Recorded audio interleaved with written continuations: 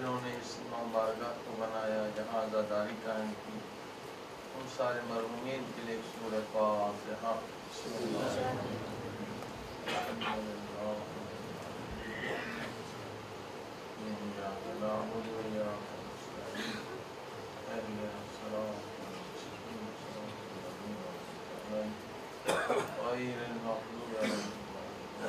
صلوات بر محمد و آل محمد۔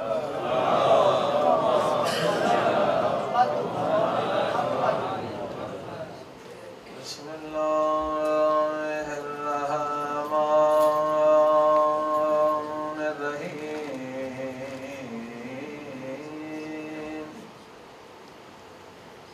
الحمد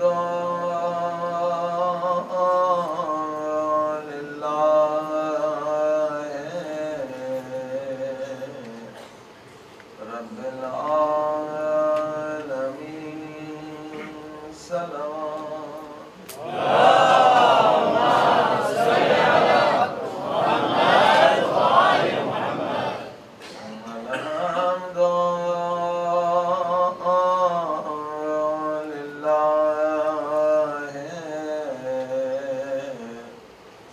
کما هو أهل الصلاة والسلام على سید المرسلین۔ صلوات اللهم صل على محمد وآل محمد۔ وشفيع المذنبين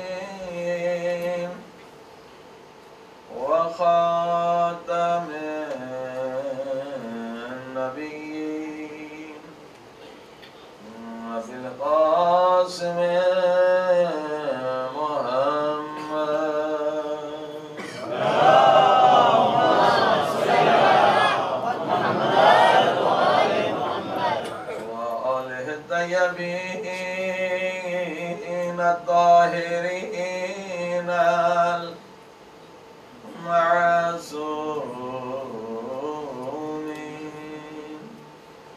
زمانے کے امام کے ظہور کے لیے دعا کریں، دنیا سے سارے فتنے، سارے ذکر ختم ہو جائے۔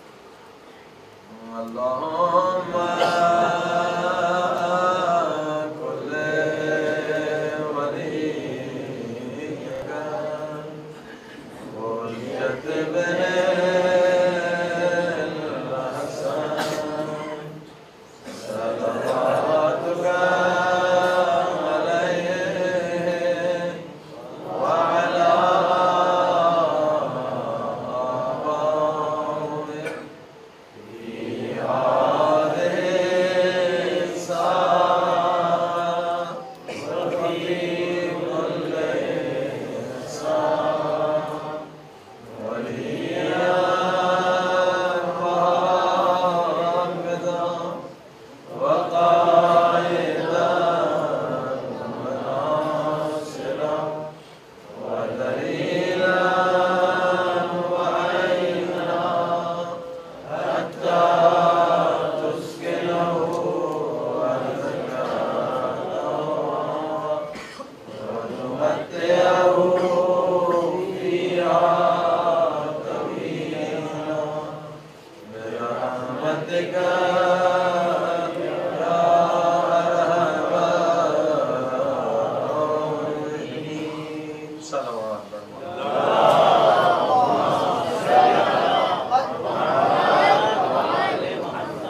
أما بعد فقد قال الله تبارك وتعالى في كتابه المجيد بسم الله الرحمن الرحيم إنما يريد الله ليذهب عنكم رجس أهل البيت ويطهركم تطهيرا۔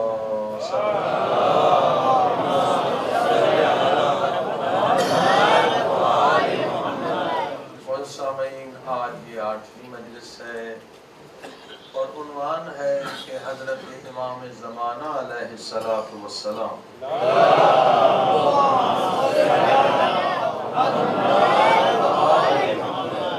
کے ظہور اس میں ہماری کیا ذمہ داریاں ہیں، ہماری کیا رسپانسبلٹی ہیں۔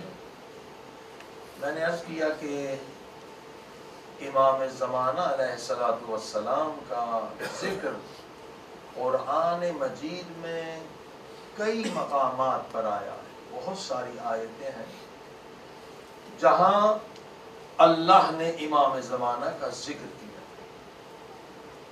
اور بہت زیادہ آسان اور ہر ایک ماننے والے کے لیے بہترین دلیل جو ہے امام زمانہ علیہ السلام کے وجود پر وہ سورہ انا انزلنا۔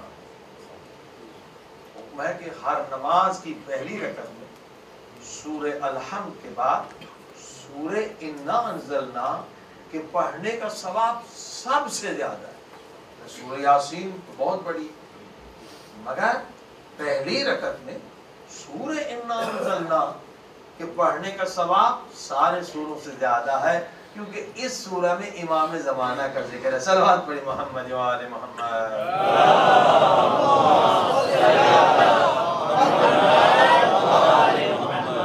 کیسے امام زمانہ کا ذکر ہے؟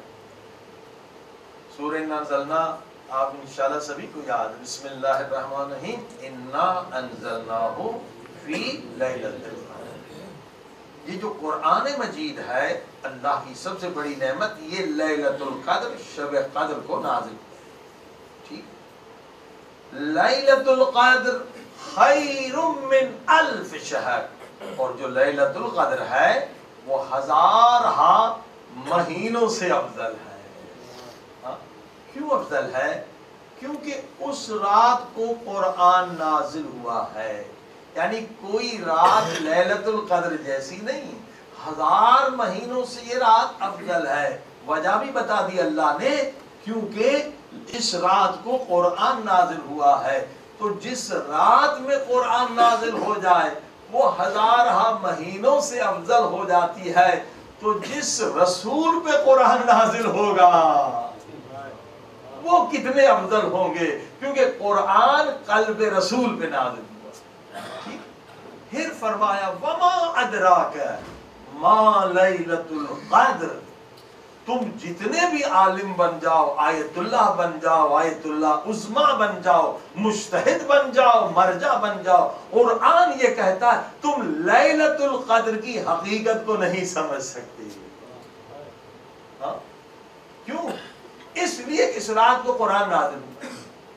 بھائی جس رات کو قرآن نازل ہو جائے، جب ہم اس رات کو نہیں سمجھ سکتے تو جس رسول پہ قرآن نازل ہوگا ہم اس رسول کو کیا سمجھیں گے؟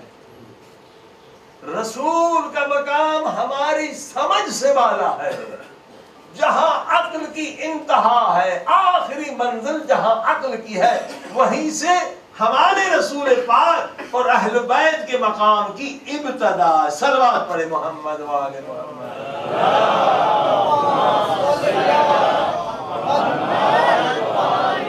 اب سارے مسلمانوں سے سوال کریں کہ یہ لیلۃ القدر کی نعمت اب بھی ہے یا نبی پاک کے جانے کے بعد یہ نعمت بھی چلی گئی؟ کہتے نہیں، اب بھی ہے۔ ہر سال لیلۃ القدر ہے، ہر سال شب قدر ہے۔ کیوں؟ کسی کو اختلاف نہیں، شیعہ ہو، سنی ہو، حنفی، حملی، مالکی، شافعی، جتنے 72 فرقے 73 ہیں، سب کہتے ہیں۔ کیوں انکار نہیں کر سکتے کہ قرآن کہہ رہا ہے تنزل الملائکہ۔ ہاں یہ عربی میں مضارع کا صیغہ، یعنی پریزنٹ ٹینس اور فیوچر ٹینس۔ ہر سال لیلۃ القدر آتی ہے اور قیامت تک آتی رہے گی۔ ہوتا کیا ہے اس میں؟ لیلۃ القدر میں کیا ہوتا ہے؟ تنزل الملائکۃ والروح فیہا باذن ربہم۔ اس رات کو فرشتے نازل ہوتے ہیں۔ بھائی فرشتے کس پہ نازل ہوتے ہیں؟ اب تو کوئی نبی نہیں ہے، فرشتے نبی پہ نازل ہوتے ہیں، مگر قرآن کہتا ہے نبی نہیں ہے، مگر قیامت تک لیلۃ القدر کو فرشتے نازل ہوتے ہیں۔ تو ماننا پڑے گا ایک ایسی شخصیت موجود ہے جو نبی جیسی ہے، نبی نہیں ہے مگر کردار میں، عمل میں، نورانیت میں نبی جیسی ہے، جس پہ فرشتے نازل ہوتے ہیں۔ اب دیکھیں سید ابن طاؤس ایک بزرگ عالم گزرے ہیں، بہت تقوی والے، وہ کہتے ہیں کہ لیلۃ القدر کو میں کیسے پہچانتا ہوں؟ لوگ تو چاند کے حساب سے پہچانتے ہیں، کہتے ہیں لیلۃ القدر جب آتی ہے تو اللہ نے مجھے اور آنکھیں دی ہے، میں دیکھتا ہوں کہ اب فرشتے امام زمانہ پہ نازل ہو رہے ہیں۔ صلوات پڑھیں محمد و آل محمد۔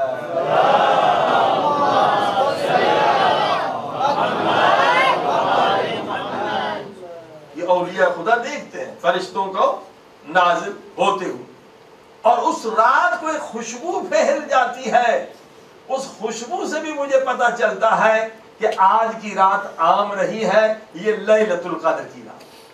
فرشتے نازل ہوتے ہیں، کیوں نازل ہوتے ہیں؟ تنزل الملائکۃ والروح فیہا بإذن ربہم، اللہ کے اذن سے، حکم سے نازل ہوتے ہیں۔ کیوں نازل ہوتے ہیں؟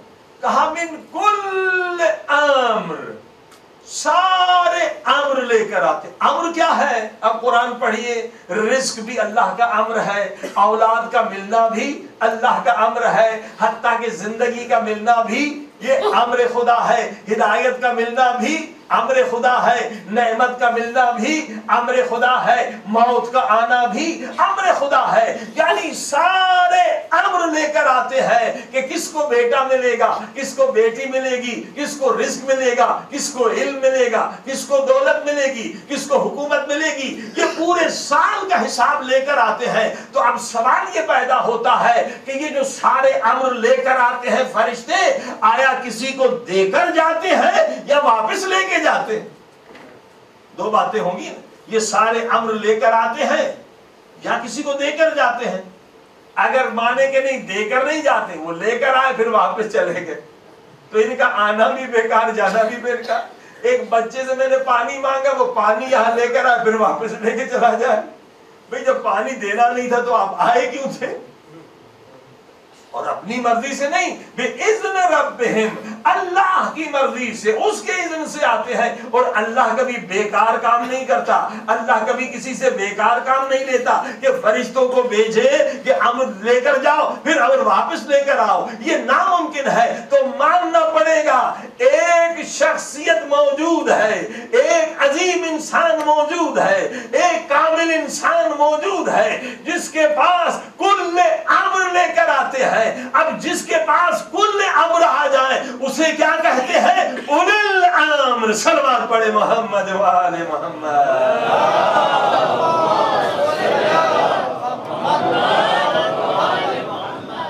کہ قرآن میں آیت اطیعوا اللہ و اطیعوا الرسول و اولی الامر منکم، یعنی امام زمانہ علیہ السلام کے پاس فرشتے آتے ہیں، سارے امر انہیں لے کے دے کر جاتے ہیں۔ ہمیں جو رزق ملتا ہے امام زمانہ کے صدقے میں، اولاد ملتی ہے امام زمانہ کے صدقے میں، عزت ملتی ہے امام زمانہ کے صدقے میں، جو بھی نعمت خدا ہے حتیٰ کہ کافر کو بھی ملتی ہے تو امام زمانہ کے صدقے میں۔ صلوات پڑھ دے محمد و آل محمد۔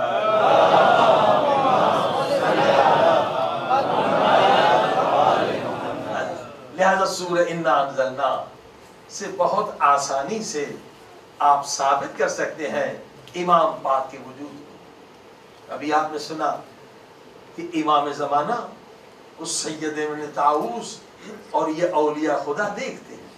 کیوں دیکھتے اور ہم کیوں نہیں دیکھتے؟ اس لیے کہ وہ ان کی آنکھیں پاک ہیں، ان کی زبان پاک ہے۔ تزکیہ نفس میں نے عرض کیا لازمی چیز ہے۔ اگر ہمارے اندر بھی تزکیہ آ جائے، 7 اعضاء ہمارے پاک ہو جائیں تو امام کے ظہور میں دیر نہیں ہوگی، امام کی زیارت ہم نہیں کر سکتے ہیں۔ سید ابن طاؤس انسان ہے، کوئی فرشتہ نہیں۔ حتیٰ کہ کل میں نے جو عرض بتایا آپ کو کہ رجب علی ایک درزی ہے، وہ عالم بھی نہیں ہے، وہ امام زمانہ کو کیوں دیکھ رہا ہے؟ اور دوسروں کی رہنمائی کر رہا ہے، اس نے ساتوں اعضاء کو پاک کر لیا۔ جو بھی 7 اعضاء کو پاک کر لے گناہوں سے، اسے امام اپنی زیارت کراتے ہیں۔ صلوات پڑھے محمد و آل محمد۔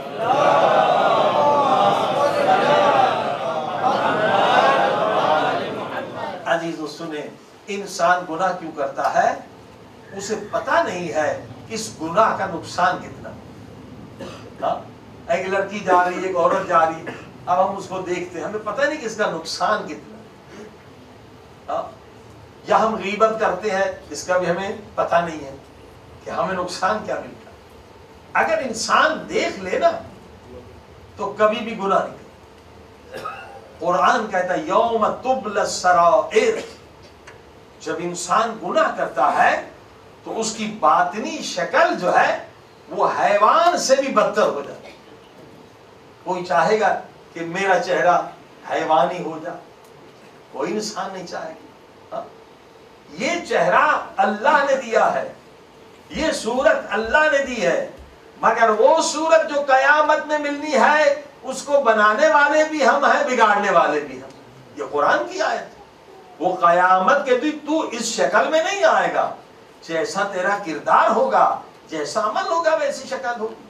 یعنی جب انسان کسی کی بہن ماں کو حرام کی نظر سے دیکھتا ہے تو اس کی باطنی شکل انسانی نہیں ہوتی، یا ماں باپ کو جب بد اخلاقی سے یا غصے سے بات کرتا ہے تو اس کی باطنی شکل کتے جیسی ہو جاتی ہے، یا غیبت کرتا ہے یا تہمت لگاتا ہے، ہم آپ نہیں دیکھ سکتے، مگر اولیاء خدا آج بھی ایسے موجود ہیں جو جب انسان کو دیکھتے اس کی باطنی شکل دیکھ لیتے۔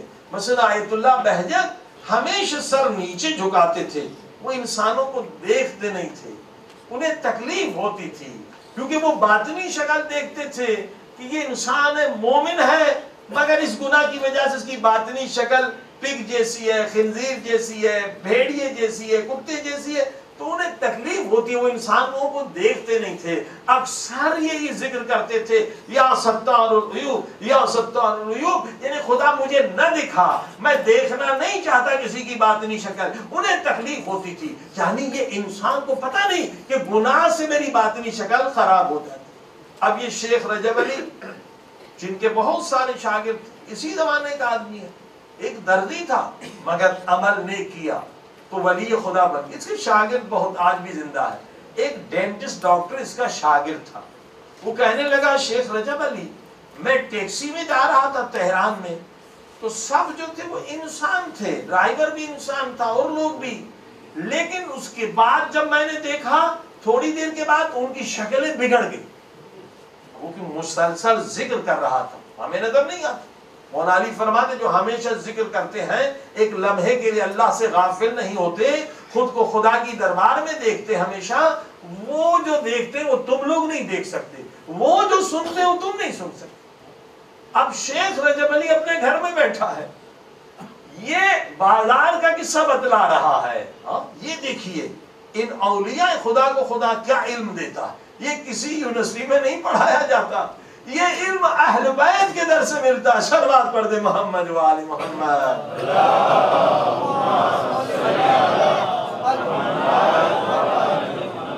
یعنی میں ٹیکسی میں گیا ہوں، میں آپ سے پوچھ رہا ہوں، آپ بتا سکیں گے؟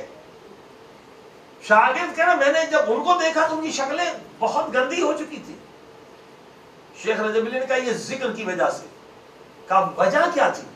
کہا تجھے یاد، اب دیکھیے یہ علم ہے، یہ خدا دیتا ہے۔ کل بھی میں نے آپ کو بتایا جب 24 گھنٹے انسان خدا کی دربار میں با ادب رہے پوری دنیا اس کے سامنے آ جاتی، پوری دنیا۔ شیخ رجب علی نے کہا کہ تو نے نوٹس کیا پہلے ان کی شکلیں انسان جیسی تھی، ہاں پھر وہ گندی ہو گیا، کیوں؟ کہا راستے میں ٹیکسی والا رکا تھا، ایک لڑکی سوار ہوئی تھی اور لڑکی کا لباس بھی گندا تھا، بدحجاب تھی، بالکل گندی آوارہ لڑکی تھی۔ ڈرائیور آئینے میں اسے دیکھ رہا تھا اور جتنے پیسنجر تھے وہ بھی حرام کی نظر سے لڑکی کو دیکھ رہے تھے، اس لیے ان کی شکلیں بگڑ گئی۔ صلوات پڑھے محمد و آل محمد۔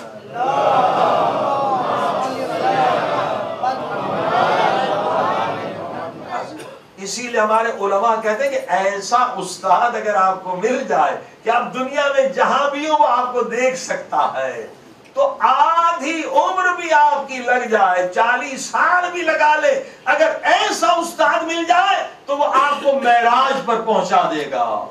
واقعی دیکھیے اس کا اتنا علم ہے کہ وہ آپ کو جہاں بھی یہ دیکھ رہا ہے۔ تو یہ لوگ کیسے بنے ہیں اس مقام پر؟ یہ جو کچھ جو بنا ہے امام زمانہ کے صدقے میں، صلوات پڑھی محمد و آل محمد۔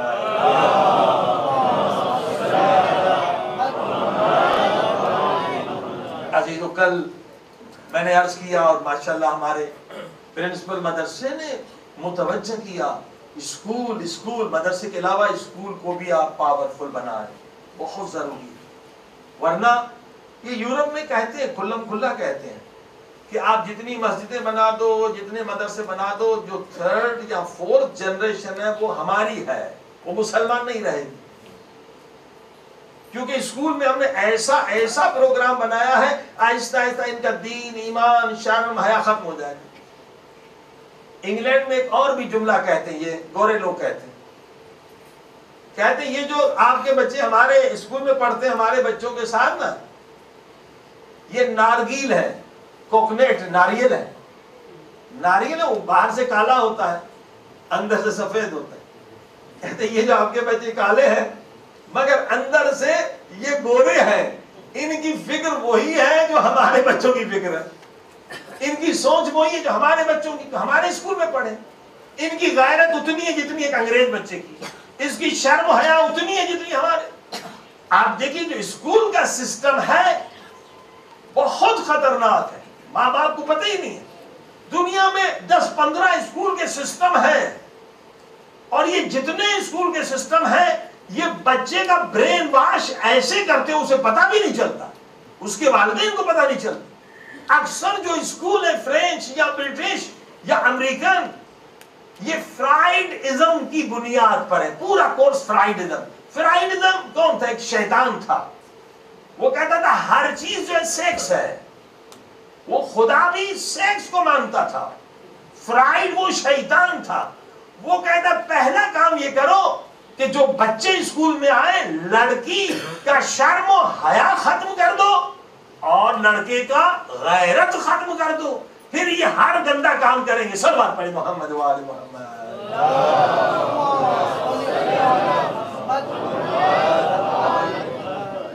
اسلام کہتا ہے کہ اگر لڑکی میں شرم حیا نہیں تو اس میں ایمان نہیں، لڑکے میں اگر غیرت نہیں تو اس میں ایمان نہیں۔ اور یہ اسکول کا سسٹم یہ ہے، مکس ڈانسنگ کرائیں گے، سوئمنگ کرائیں گے تاکہ شرم حیا ختم ہو جائے۔ پورا اسکول کا نظام یہ، جب شرم گیا، اب دیکھیں ہمارے بچوں کا بالکل وہی ذہن ہو جاتا ہے، آئی کانٹیکٹ۔ اب اسلام کہتا ہے نگاہ نہ کرو، مگر اسکول کہتا نہیں آئی کانٹیکٹ، آنکھ میں آنکھ ڈال کے بات کرو۔ اسلام کہتا ہے سر جھکا کے نامحرم سے بات کرو۔ ان کی فکر وہی ہو جاتی ہے جو ان کی فکر ہے، فرائیڈ کی فکر ہے۔ شرم و حیا ختم کر دو۔ آپ دیکھیے حضرت آدم علیہ السلام جب دنیا میں آئے، جبریل 3 چیزیں لے کر آئے، کہا ان 3 میں سے ایک چیز لے لیا۔ کہا کیا ہے؟ کہا ایک دین ہے، ایک عقل ہے، ایک حیا۔ اب ہم تو کنفیوز ہو جاتے کیا لیں؟ کہ ایک لینی ہے، 2 کو واپس جانا ہے، یا دین لے لو، یا عقل لے لو، یا حیا لے لو۔ ہم ہوتے تو کیا کرتے؟ دین لیتے، یا کچھ لوگ عقل لیتے۔ مگر حضرت آدم تو اللہ کی طرف سے پڑھ کر آئے تھے، علم آدم الاسماء، اللہ نے انہیں پڑھایا تھا۔ اس نے کہا مجھے حیا چاہیے، دین نہیں لیا، عقل نہیں لی، کہا مجھے حیا چاہیے۔ تو جبریل نے اب دین عقل کو کہا واپس چلو، انہوں نے کہا نہیں، اللہ نے حکم دیا جہاں حیا ہوگا وہیں ہم رہیں گے۔ صلوات پڑھ دے محمد و آل محمد۔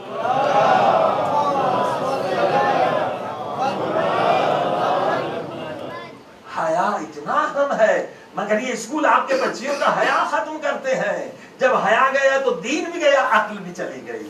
لہذا اپنے اسکول بنائیے عزیزو، ورنہ ہمارے بچوں کی سوچ وہی ہو جائے گی جو ایک کافر کی سوچ ہے۔ جو فرائڈ کی سوچ ہے، اپنے اسکول ہوں گے تو یہ امام زمانہ کے غلام بنیں گے، ان کی فکر قرآنی ہوگی، ان کی فکر نورانی ہوگی۔ صلوات پڑھے محمد و آل محمد۔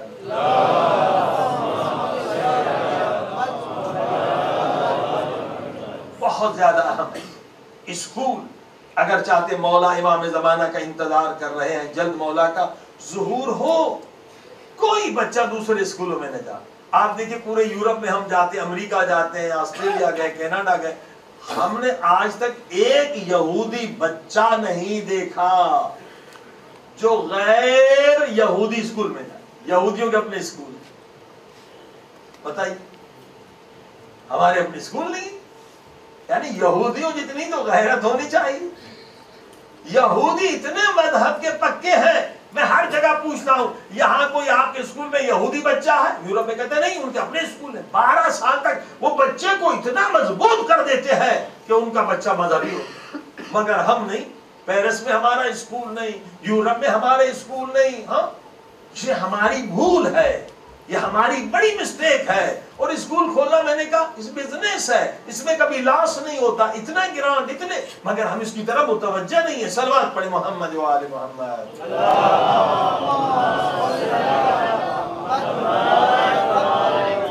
عزیزو، میں نے عرض کیا قرآن میں حکم ہے، ایک آیت میں حکم ہے کہ صبر کرو اور رابطہ کرو۔ امام زمانہ سے رابطہ واجب ہے، جیسے معرفت واجب ہے۔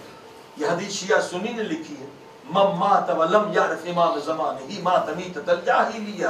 جو امام کی معرفت حاصل نہ کرے مر گیا، وہ کافر ہو کے مر گیا۔ امام کی معرفت جس طرح سے قرآن میں بھی ہے، صبر کرو صبر کرو، رابطو، امام سے رابطہ پیدا کرو، امام سے رابطہ پیدا کرے، پتا چلے گا۔ اگر ہمارا نفس پاک ہو گیا تو امام ہمیں زیارت کرائیں گے، اگر نفس پاک نہیں ہے تو ہمیں اور کوشش کرنی چاہیے، اور کوشش کرنی چاہیے، تو نفس پاک ہو جائے گا، دنیا میں جہاں بھی امام زیارت کرائیں۔ اب ایک عالم دین کا واقعہ سنیں، نجف میں رہتا تھا، اس نے کہا مولا کی زیارت چاہیے تاکہ میں دیکھوں میرے پرابلم بھی سال ہو جائیں اور امام مجھ سے راضی ہے یا نہیں۔ تو مسجد سہلا ہے کوفے کے قریب، اور وہاں 40 دن کے اعمال ہوئے، 40 رات یہ جاتے رہے، بہت محنت کی، مگر امام کی زیارت نہیں۔ پھر اس نے سوچا میں کیا کروں؟ علم جفر اور علم رمل یہ علوم غریبے ہیں، زیادہ اس کی طرف تاکید نہیں کہ علماء نے علم حاصل کرو، علوم غریبہ کہتے، مگر اس کے ذریعے سے اس نے کہا پتہ چلے گا کہ اس وقت امام زمانہ کہاں ہے۔ علم جعفر کے ذریعے میں وہ سیکھ لوں تو مجھے پتہ چلے گا کہ امام اب کوفے میں ہیں یا نجف میں، جا کے زیارت کروں۔ یہ بیچارے نے کتنے سال لگا دیے علم جعفر رمل سیکھنے میں، مگر دیکھا کہ یہ جو ہے امام کے مقابلے میں بالکل فیل ہے، یہ نہیں بتا سکتے کہ امام کہاں ہے، دوسری چیز بتا رہے ہیں، مگر امام زمانہ اس وقت کہاں ہے، یہ دونوں علم میں طاقت نہیں ہے کہ امام کے بارے میں بتائے۔ صلوات پڑھی محمد و آل محمد۔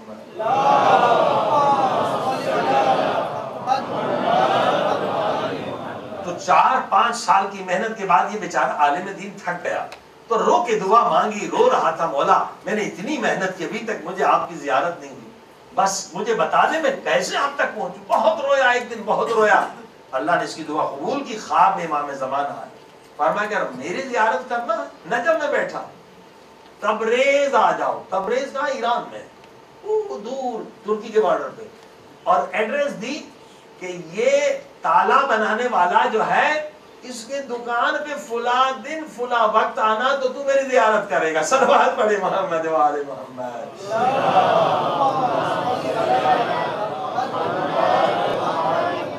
یہ سوچنے کا مقام ہے کہ نجف میں زیارت نہیں، کربلا میں زیارت نہیں ہوئی، اس مسجد سہلا میں زیارت نہیں ہوئی، امام نے کہاں بلایا؟ تبریز میں ایک دکاندار کے پاس جو تالا بنا، وہی تو مصلحت ہوگی۔ یہ گیا اس دکان پہ، وہاں سے یعنی بیچارہ ایران گیا، عراق سے جگہ تبریز پہنچا، اس دکاندار کیا پہنچا تو دیکھا ایک دکاندار ایک تالا بیچتا ہے، بناتا ہے، اور ادھر ایک بہت خوبصورت نورانی نوجوان بیٹھا، اس کا دل کھینچا یہی امام زمانہ، یہی امام۔ اتنے میں ایک بوڑھی عورت آ گئی ایک تالا لے کر، اس تالا بنانے والے سے کہا یہ تالا خریدو گے؟ یہ کتنے کا ہے؟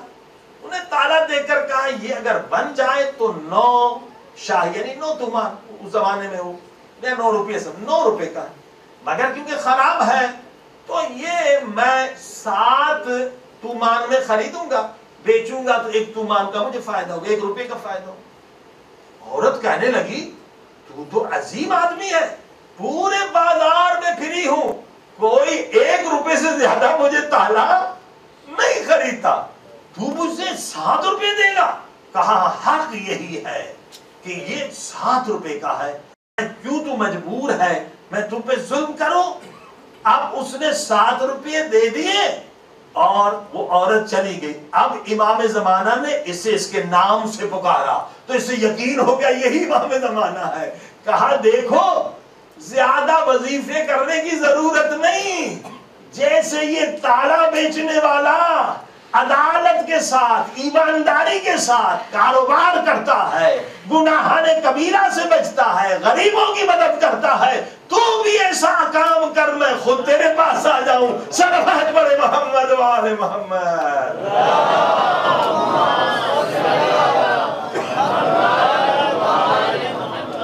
اصل میں ایمانداری ہے، ایمانداری ہمارے اندر نہیں تو ایمان کی زیارت کہاں سے ہوگی؟ تجارت ہو جو بھی کام کر، ایمانداری۔ پوری بازار اس کو 2 روپے دے رہے تھے، اس نے 7 روپے دے دیے، اس کا حق دے دیا۔ عزیز و 40 گناہان کبیرہ، موٹو گناہ چھے، ان سے بچنا لازم ہے اگر ہم چاہتے امام کا جلد ظہور ہو جائے۔ ہاں امام کا ظہور ہونے لوگوں کو پتہ ہی نہیں کہ گناہان کبیرہ ہے۔ آیت اللہ سیستانی کو تو ماشاءاللہ آپ سبھی جانتے ہیں، اس کی تقلید بھی کرتے ہیں۔ آیت اللہ سیستانی کا والد بھی عاشق تھا امام زمانہ، مشہد میں رہتا تھا۔ اس نے عمل کیا زیارت عاشورہ کا اور بھی اعمال، امام زمانہ کی زیارت ہو جائے۔ اب یہ 40واں دن تھا، اس نے دیکھا آسمان چھت پہ، اپنے گھر کی چھت پہ عمل کر رہا تھا، دیکھا آسمان سے نور چمکا اور نور نیچے آیا، یہی امام زمانہ۔ بھاگے، بوڑھا آدمی تھا، نیچے سیڑھیوں سے بھاگا، اب جہاں نور جا رہا ہے یہ بھاگتا جا رہا ہے، بھاگتا جا رہا ہے، تھک گیا، مگر کہا یہ چانس نہیں مجھے کھونا، میں نے 40 دن عمل کیا، یہ امام نہیں تو کون ہے؟ آسمان سے نور اتر رہا، تو دیکھا اترا وہ نور ایک گھر میں چلا گیا۔ اب یہ بیچارے بوڑھے آدمی تھک گئے، سانس بھول گئی، آئے دروازہ کھٹکھٹایا، دروازہ کھولا کہ میں اندر آ سکتا ہوں کیونکہ اس میں امام زمانہ آئے ہیں۔ کہا صحیح کریں، بسم اللہ آ جائیے۔ جب اندر داخل ہوئے تو دیکھا ایک جنازہ پڑا ہوئے مومنہ، اللہ اکبر، اور سامنے امام زمانہ کھڑے، ہاں جنازہ۔ اس نے جا کے امام زمانہ کو سلام کیا۔ امام زمانہ نے کہا آغا سیستانی تو میرا عاشق ہے، دیوانوں کی طرح میرے پیچھے بھاگ رہا ہے تاکہ میری زیارت کر، مگر دیکھ سیستانی اس عورت کی طرح بنو جس کا یہ جنازہ ہے تو میں خود تیرے پاس آؤں گا۔ صلوات پڑھے محمد و آل محمد۔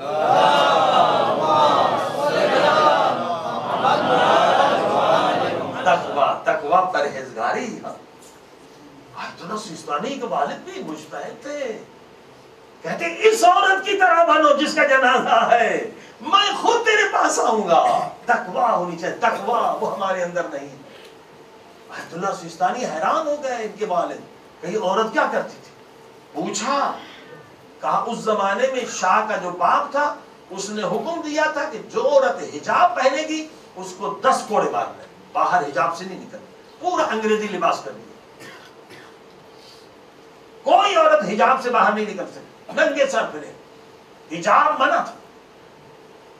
کہا یہ عورت جو مومنہ تھی، کتنی مومنہ تھی؟ اس نے کہا میں حجاب نہیں اتاروں گی۔ اب رشتے دار تھے، ماں باپ تھے، باہر سب زیارت، کیونکہ اللہ کا حکم ہے حجاب اتارنا حرام ہے اور باہر نکلوں گی تو کوڑے لگیں گے۔ تو بتایا کہ 20 سال ہو گئے یہ گھر سے اس نے باہر قدم بھی نہیں نکالا۔ قربانی ہے، شریعت کی پابندی تھی۔ 20 سال وہ عورت گھر سے باہر نہیں نکلی، اگر گھر سے باہر نکلوں گی تو حجاب اتارنا پڑے گا۔ امام زمانہ فرماتے اس عورت جیسے بن تو میں خود تیرے پاس آؤں گا. صلوات پڑھے محمد و آل محمد.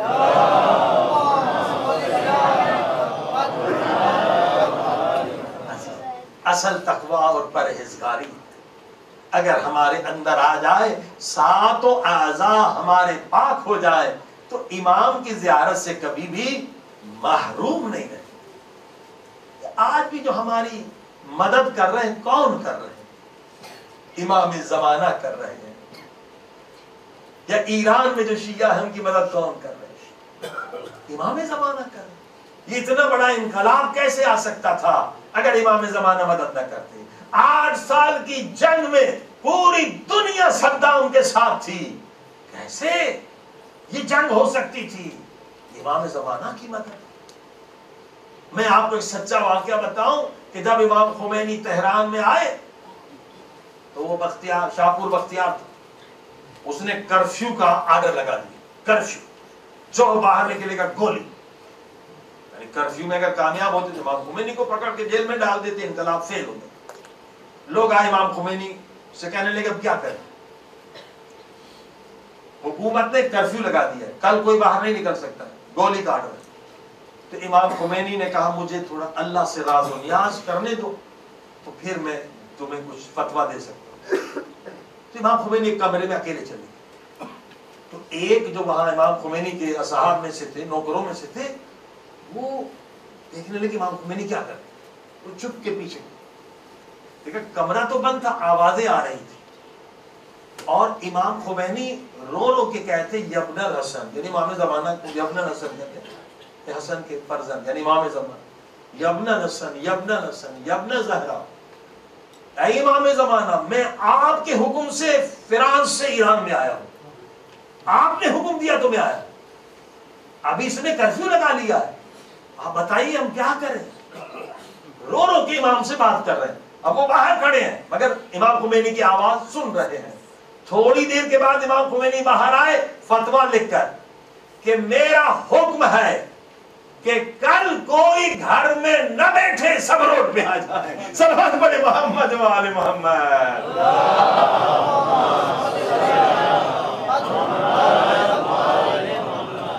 تو آیت اللہ تالقانی بہت بڑے آیت اللہ تھے، پورے تہران کے لیڈر وہ تھے. جب امام خمینی باہر تھے انہوں نے کہا یہ فتویٰ واپس لے، آپ ایران میں نہیں تھے. انہوں نے ایک دن میں 20,000 لوگوں کو مارا ہے. اتنے لوگ لاکھوں مارے جائیں گے، کون اس کا ذمہ دار ہے؟ اب دو مجتہدوں میں مناظرہ شروع ہو گیا. امام خمینی فقہی دلیل دے رہے تھے، وہ بھی مجتہد تھے، وہ دلیل دے رہے تھے. آدھا گھنٹہ بحث چلا امام خمینی اور آیت اللہ تالقانی میں. تالقانی نے کہا یہ فتویٰ غلط ہے، لاکھوں کا خون بہے گا، کون ذمہ دار ہوگی؟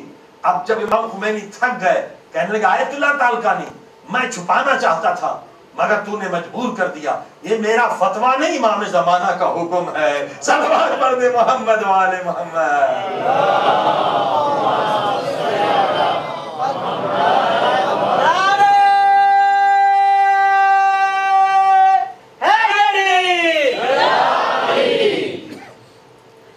واقعاً مومنین کی غیب میں رہ کے مدد کرتے. صدام کا کیسے خاتمہ ہو گیا؟ پوری دنیا تو یہ چاہ رہی تھی جب ایران میں انقلاب آیا ہے، عراق میں بھی اگر شیعہ کا انقلاب آ گیا، حکومت آ گئی تو بہت مشکل ہو جائے گی. 8 سال جنگ اسی لیے کی، لیکن خود ہی آئے، خود ہی صدام کو مارا، خود ہی علماء کو حکومت دے کے چلے گئے. صلوات پڑھیے محمد و آل محمد.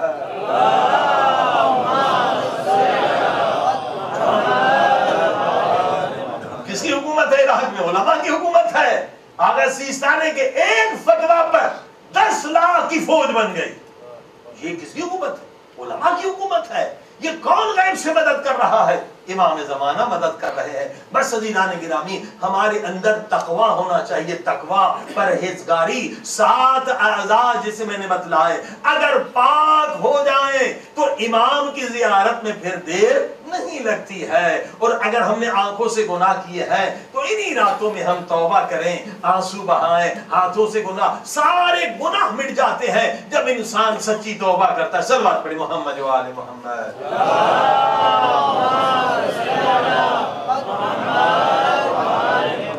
عزیز صبح کی مجلس میں بھی عرض کیا تھا، امام کا آخری خط ہے، اے شیعو اگر تم متقی بن جاؤ اور آپس میں یونائٹ ہو جاؤ، آپس میں متحد ہو جاؤ، آپس میں ایک ہو جاؤ تو میرے ظہور میں دیر نہیں ہوگی۔ امام زمانہ دو چیزیں ہم سے مانگتے ہیں، ایک نور تقوی مانگتے ہیں اور ایک اتحاد، یونٹی، بھائی چارہ، متحد ہونا چاہتے ہیں۔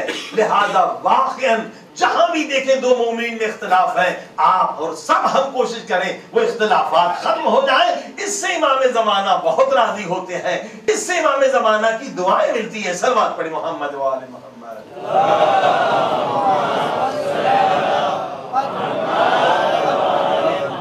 دیکھیں دو مومنین میں اختلاف ہوگا تو دونوں ضعیف ہوں گے، دونوں کا وقت برباد ہوگا، دونوں ایک دوسرے کو کمزور کریں گے اور غیبتیں کریں گے، ساری عبادتیں برباد ہو جاتی جب انسان غیبتوں میں مبتلا ہو جاتا ہے۔ اختلاف میں غیبت تو ضرور ہوتی ہے، تہمت بھی لگتی ہے، غیبت بھی ہوتی ہے، ساری دیکھیے یاد رکھیں جملہ بہت عمدہ ہے ایک عالم دین کا، فرمایا وہ عبادت اللہ کی ہے جس سے دلوں میں محبت پیدا ہوتی ہے، اور وہ عبادت شیطان کی ہے جس سے دلوں میں نفرتیں پیدا ہوتی ہیں۔ پھر ہم شیطان کی عبادت کر رہے ہیں۔ اگر مومن مومن سے نفرت کرے تو یہ عبادت اللہ کی نہیں بلکہ شیطان کی عبادت ہو جاتی ہے۔ لہذا ہم سب پر واجب ہے کہ ہم متحد ہو کے رہیں۔ صلوات پڑھیں محمد و آل محمد۔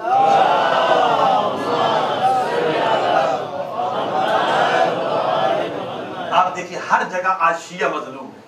بحرین میں کتنے شیعہ مارے گئے، کتنے شیعہ جیل میں ہیں، اکثریت بحرین میں شیعوں کی ہے، بحرین میں شیعہ مر رہا ہے، شام میں ملینز لوگ مر چکے ہیں، کھانے کو نہیں ہے، کوئی گھر سالم نہیں، کوئی شہر، پورا ملک تباہ ہو گیا، اور شیعہ پہلے بھی مظلوم تھے اب اس سے زیادہ ضعیف ہو چکے ہیں، ہزاروں یتیم ہیں، عراق میں لاکھوں یتیم ہیں، سب شیعہ ہیں، افغانستان میں طالبان نے ہزاروں شیعوں کو قتل عام کیا، پاکستان میں ہر روز شیعہ مر رہا ہے، ہر جگہ دنیا میں آپ دیکھیے شیعوں پہ، یمن کے شیعہ ان پر کیا ظلم ہو رہا ہے، ہزاروں ان کے بچے یتیم ہو گئے، اندازہ لگائیے ہر جگہ شیعہ ان کو مارا جا رہا ہے، پھر بھی ہم آپس میں متحد نہ ہوں تو امام زمانہ کا دل دکھے گا۔ اس وقت ہے متحد ہو کر ان بیچارے مظلوموں کی مدد کریں، اور ہمارے پاس افسوس کوئی اقتصادی سسٹم نہیں ہے۔ دیکھو آغا خانی کی کتنی تعداد کم ہے، کوئی آغا خانی آپ کو غریب نہیں ملے گا، وہ ہیرا کا نظام ہے، اقتصادی اکنامک سسٹم ہے، ہم 400 ملین ہیں، ہم سب سے زیادہ مظلوم ہیں، کروڑ حاشیوں کو پہلے کاٹا گیا، مارا گیا، آج بھی قتل، مگر ہمارا کوئی اقتصادی نظام نہیں ہے۔ الحمدللہ ابھی ایران میں ایک اچھی پالیسی رہبر کی طرف سے ہے، اور یہ خصوصی قوانین انہوں نے تبدیل کی ہیں۔ آپ کو پتا ہے کہ ایران میں آپ پراپرٹی اپنے نام سے پہلے نہیں لے سکتے تھے، مگر رہبر کی خصوصی یہ فرمائش اور اس کے فرمان کی وجہ سے بہت چینجز آ گئی ہیں، اور اب پارلیمنٹ نے بھی پاس کیا ہے کہ شیعہ مومن کہیں کا بھی دنیا کا ہو، وہ مشہد اور قم میں بزنس، پراپرٹی، ہوٹل خرید سکتا۔ یہ بنیاد کیا ہے کہ ایک شیعہ اکنامک سسٹم بنا رہے ہیں، شیعہ بینک ہو دنیا میں، شیعہ انشورنس ہو، اور اس میں رہبر کا حکم ہے۔ ہماری کئی میٹنگز ہو چکی ہیں لوگوں کے ساتھ کہ رہبر کا حکم ہے پوری دنیا میں جو آئل کا بزنس کرو شیعوں سے کرو، پہلے ہر ایک سے کرتے تھے، اب حکم ہے شیعوں سے۔ تو اب اس کا سسٹم یہ بنا رہے ہیں کہ اگر آپ نے 1 ملین کا ہوٹل خریدا تو 1 ملین کی گارنٹی آپ نے گورنمنٹ ایران کو دیا، اب 1 ملین کا بزنس وہ آپ کو دیں گے، کیونکہ بینکس ان کے ساتھ کام نہیں کر رہے، جبکہ معاہدہ بھی ہوا ہے پھر بھی بڑے بینکس نہیں آ رہے۔ وہ کہہ رہے خود ہم دنیا میں شیعہ ایک بینک سسٹم بنا، اگر آپ کا 2 ملین کا پراپرٹی ہے تو وہ گارنٹی ہوگا، گیس پیٹرول آپ کو دیں گے، آپ سے بزنس کریں گے۔ اگر انشاءاللہ یہ سسٹم کامیاب ہو جائے تو دنیا میں کوئی شیعہ فقیر نہیں رہے گا، بے روزگار نہیں رہے گا۔ یہ بہترین سسٹم ہے، اور انشاءاللہ ہم نے بات کی ہے ہمارے صدر صاحب سے بھی، اس کی پوری تفصیل ایک دن آپ کو بتائیں گے جمعہ عاشور کے بعد، کیونکہ اس میں بہت سارے سوالات ہیں۔ اور دوسری اچھی خبر یہ رہبر نے حکم دیا ہے کہ پوری دنیا کا اور پورے ایران کا جو روحانی کیپٹل ہوگا وہ ہم مشہد کو بنا رہے ہیں، اور مشہد میں 3 لاکھ ایکڑ زمین دی گئی ہے فری پورٹ کے لیے، کوئی ٹیکس نہیں ہوگا، کوئی ویزا نہیں ہوگا، پوری دنیا سے لوگ آ سکتے ہیں بغیر ویزا کے اور وہاں آ کے انویسٹ کریں اور کوئی وہاں پہ ٹیکس نہیں ہوگا۔ یہ 3 لاکھ پورا یہ فری زون بنا رہے ہیں، اور ان میں ایک تو یہ گورنمنٹ کی طرف سے، اور گزشتہ سال رمضان میں ہم مشہد میں تھے تو ایک اور اچھی چیز بنی ہے، مثلا وہ کیا ہے، یہ رسول خدا صلی اللہ علیہ وسلم صلوات پڑھ دے محمد و آل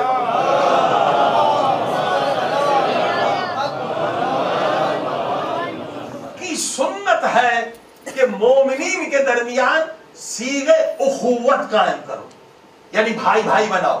رسول خدا نے ابو ذر سلمان، یہ صیغہ جیسے صیغہ نکاح ہوتا ہے ایسے نکاح کی طرح صیغہ اخوت پڑھا جاتا ہے، اور یوم غدیر کے دن یعنی جو ایک جیسے ہیں فکری لحاظ کے، بزنس میں ان کو بھائی بنا دو۔ الحمدللہ ایک اچھا پروگرام یہ پبلک کی طرف سے، امام جمعہ کی طرف سے نکلا، گورنمنٹ کا نہیں ہے، گورنمنٹ تو بدلتی رہتی ہے، تو پالیسی بدلتی رہتی ہے۔ یہ وہاں کی امام جمعہ نے شروع کیا ہے کہ مثلا یہ آپ کی مسجد ہے، یہاں پر اس مسجد کا صیغہ اخوت ہوگا ایک بڑی مسجد مشہد والی کے ساتھ، تو فائدہ کیا ہوگا، جب آپ وہاں مشہد میں جائیں گے تو وہ مسجد والے آپ کو ایئرپورٹ سے لینے آئیں گے، ہوٹل میں پہنچائیں گے، آپ کی پوری مدد کریں گے، کیونکہ آپ جب آپ جاتے ہیں تو پریشان ہو جاتے ہیں، اور ان کا کوئی آدمی آئے گا تو آپ ان کی مدد کریں گے، اور وہاں سے کوئی تاجر ہوگا، بزنس مین ہوگا تو اس مسجد کے بزنس مین کے ساتھ کام کرے گا، اگر انجینئر ہوگا تو یہاں کے انجینئر،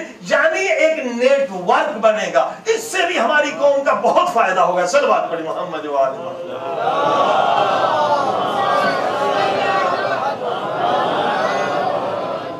عزیزو یہ بہت ضروری ہے، ہاں بہت ضروری ہے۔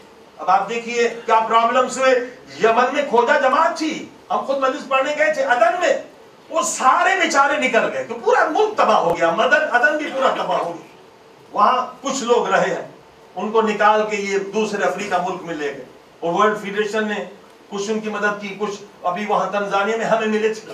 تو یہ پرابلمز تو مومنین کے ساتھ ہر جگہ پر ہے، اگر ہمارا نیٹ ورک بن جائے تو یہ پرابلم آرام سے سالو ہو سکتے ہیں، جاب ملے گی، بزنس ملے گی، غربت ختم ہوگی۔ دنیا میں یہودی 12 کروڑ ہیں مگر کیوں طاقتور ہیں، کوئی فقیر نہیں ہے، کیونکہ ان کا آپس میں نیٹ ورک ہے۔ ہاں ہم 400 ملین ہیں مگر ہمارا کوئی نیٹ ورک نہیں ہے، اس لیے ہم ہر جگہ مار کھا رہے ہیں۔ صلوات پڑھی محمد و آل محمد۔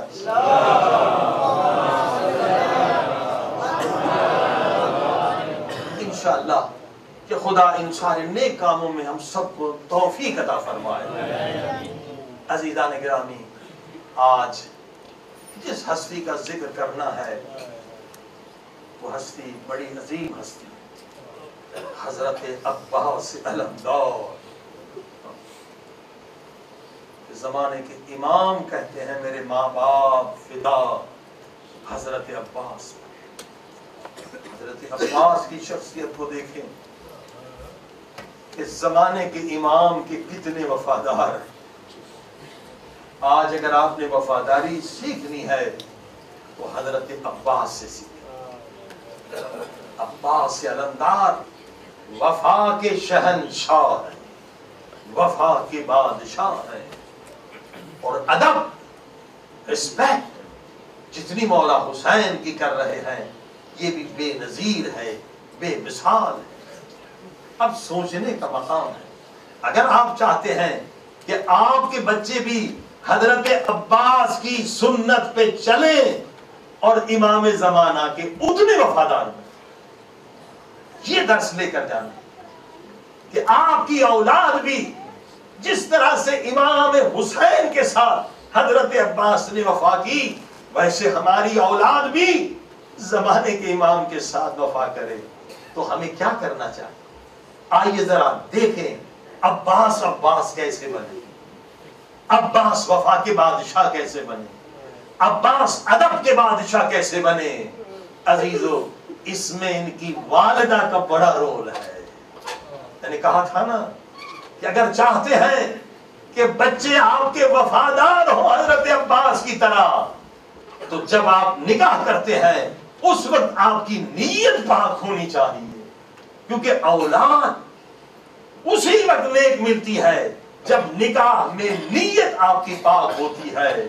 امام نے کہا دولت کی وجہ سے نکاح نہ کرو، ظاہری حسن کی وجہ سے نہ کرو، دیکھو تقویٰ کتنی زیادہ ہے، ان کا باطن کتنا نورانی ہے، کتنے نماز تہجد گزار ہیں۔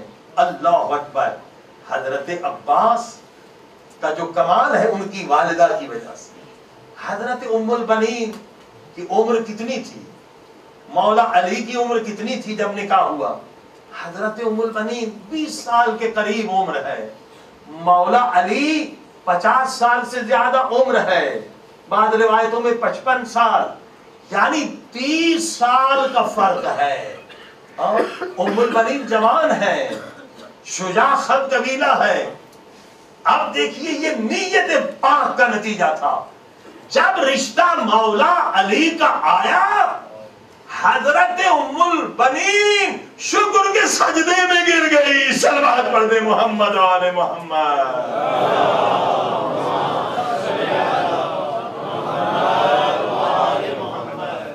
کتنی دیر تک بی بی شکر کا سجدہ کرتی رہی۔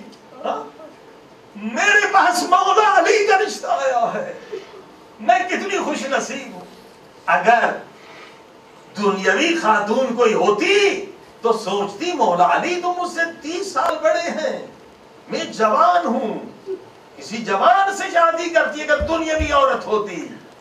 مگر پھر یہ مقام نہ ہوتا، یہ منزلت نہ ہوتی۔ اللہ کے نزدیک حضرت ام البنین کا کتنا مقام ہے، حتیٰ کہ امام زمانہ کے نزدیک ام البنین کا کتنا مقام ہے۔ حضرت ام البنین کا واسطہ دے کر اگر آپ کوئی چیز مانگے امام زمانہ فوراً عطا کر دیتے، اتنا بلند مقام ہے۔ اگر کوئی دنیا کی دوسری عورت ہوتی سوچتی میں جوان ہوں، کسی جوان سے شادی کرتی تو پھر عباس جیسا بیٹا پیدا نہ ہوتا۔ اللہ اکبر۔ اور پھر کیا ادب تھا، کیا ادب تھا، کیا اخلاق تھا، کیا ایمان تھا۔ جب نکاح ہو گیا اب مولا علی کے گھر میں آ گئے، حضرت ام البنین دلہن ہے، جیسے مولا علی کے گھر پہ آئی پھر گھر میں آ کے شکر کا سجدہ ادا کیا اور زمین پہ بیٹھ گئی، نہیں دلہن خاک پہ بیٹھ گئی۔ حضرت زینب آگے بڑھی، ام کلثوم آگے بڑھی، اماں یہ آپ نے کیا کیا؟ آپ اوپر چلے، کمرے میں چلے، کہا زہرا کی بیٹیوں مجھے اماں نہ کہو، میں آپ کی نوکرانی بن گئی۔ اللہ اکبر،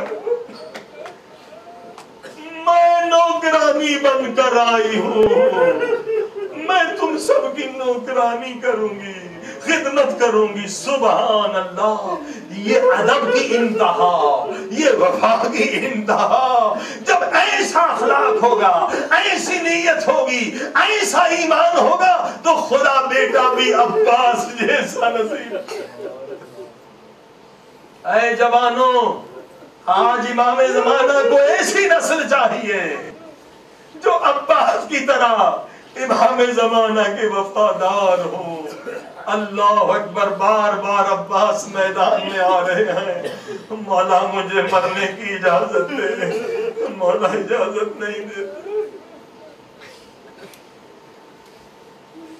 پھر مولا عباس آتے فرماتے مولا مجھے جنگ کی اجازت دے۔ امام حسین فرماتے عباس تو میری فوج کا سالار۔ حضرت عباس فرماتے مولا وہ فوج کہاں ہے جس کا میں سالار ہوں؟ سارے میرے سپاہی حوضے کو سر پہ میرا انتظار کر۔ پہلی مولا نے اجازت نہیں، فرمایا عباس اگر جانا ہے تو سکینہ کا مشکیزہ لے کر جا، تھوڑا سا پانی لے کر۔ حضرت عباس خیمے میں آئے، سب سے پہلے بی بی زینب سے اجازت مانگنے آئے، جھک کے سلام کیا، فرمایا زہرا کی بیٹی، میری آقا زادی، میرا آخری سلام۔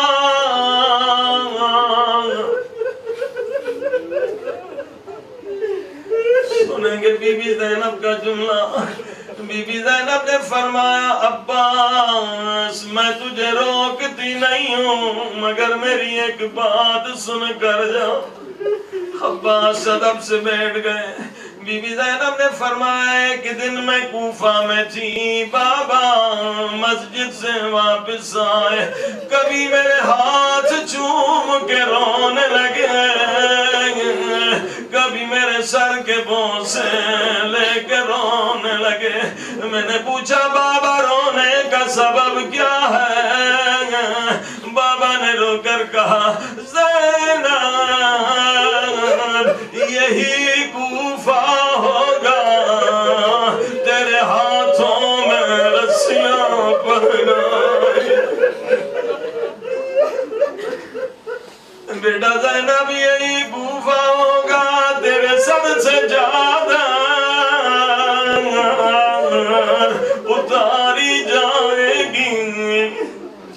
تو میں نے کہا بابا آپ امام ہیں، علم غیب جانتے ہیں، جو کریں سچ کریں، مگر بابا میرا ایک سوال ہے، جس بہن کا ایک بھائی ہو اس کا بھی کوئی نام نہیں لیتا، اللہ نے مجھے 18 بھائی دیے ہیں، اللہ نے مجھے عباس جیسا حسین جیسا بھائی دیا۔ بابا نے رو کے کہا ہوں زینب نہ عباس رہیں گے نہ حسین۔ ابھی بھی زینب نے کیسے خدا حافظ کہا؟ فرمایا خدا حافظ عباس، میں سمجھ گئی ہوں میرے ہاتھوں میں رسیاں پہننے کا وقت قریب ہے، وہ میرے قیدی بننے کا۔ اللہ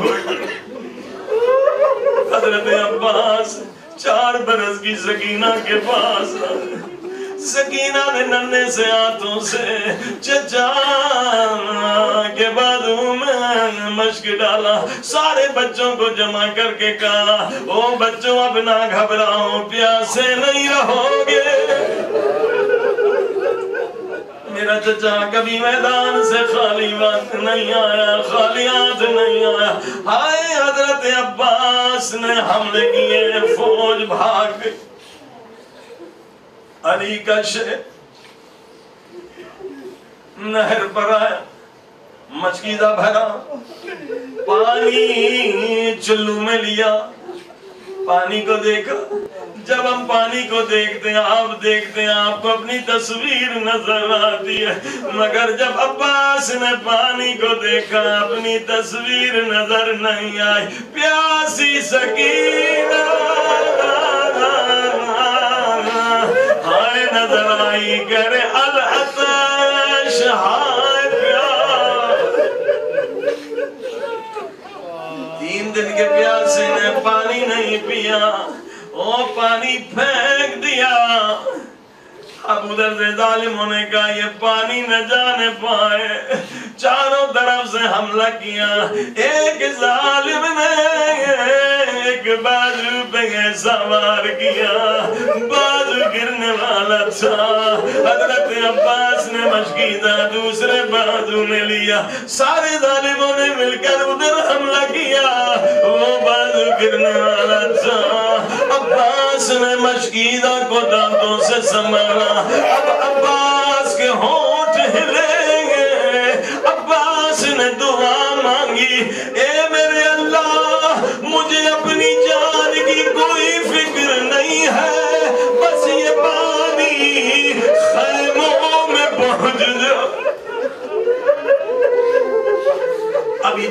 ختم نہیں ہوئی تھی ایک تیر آ کے مشک میں لگا پانی بہ گیا اب عباس نے دوسری دعا مانگی اے میرے اللہ تو اپنی مصلحت کو بہتر جانتا ہے اگر میری پہلی دعا قبول نہیں ہوئی میرے اللہ میری دوسری دعا قبول کر لے سنیں گے دوسری دعا کیا تھی اے میرے اللہ اگر پانی خیموں میں نہیں گیا اب میری لاش بھی خیموں میں عباس نے گھوڑے کا رخ بدلا اسی لیے جب مولا حسین آئے پہلے عباس کے بازو ملے پھر عباس کے جنازے ادھر سے یہ منظر زینب دیکھ رہی تھی زینب نے فریاد کی حسین یہ کیا ہو رہا ہے علم گر گیا عباس کیا گر گیا حسین نے فرمایا زینب میری کمر ٹوٹ گئی میرا گھوڑے سے مولا حسین عباس کے جنازے پہ عباس کا سر گود میں لیا فرمایا عباس میری ایک تمنا ہے پوری کر لے مولا حکم فرمائے کیا تمنا ہے مولا حسین کہنے لگے تیری پوری زندگی گزر گئی کبھی بھائی کہہ کے نہیں کبھی مولا کہا کبھی آقا کہا کبھی امام زمانہ کہا آج بھائی کہہ کے مجھے سینے سے لگا دے بس اتنا سننا تھا کہا مولا میں نوکرانی کا بیٹا ہوں آپ فاطمہ زہرا کے وفاقین تھا اب مولا حسین فرماتے ہیں عباس میں امام کی حیثیت سے تجھے حکم دے رہا ہوں مجھے بھائی کہہ کے سینے سے لگا دے جب حکم کا لفظ سنا عباس کی لاش تڑپی وہ مدینے کی طرف منہ کیا اماں مجھے معاف کر دینا تجھ سے وعدہ کیا تھا مرد مر جاؤں گا کبھی بھائی کہہ کے نہیں پکاروں گا مگر اب امام حکم دے رہے اماں مجھے معاف کرنا عجب نہیں ایک غبار